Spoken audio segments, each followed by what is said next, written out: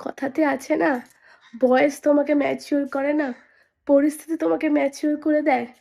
সত্যি তাই।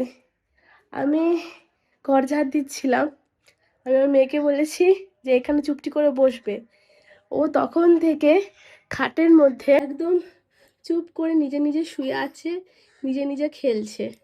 কোনো কোনো ঝামেলা কোনো কিচ্ছু করছে না।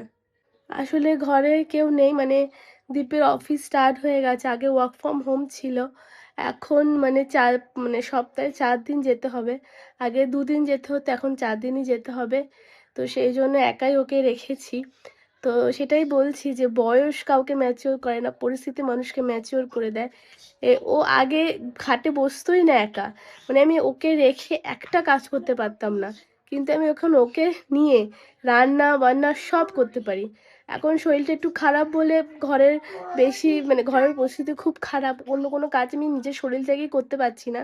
নাহলে ওকে নিয়ে এখন সব কাজ করা যায়, মানে সব A to Z সব কাজ আমি করতে পারি।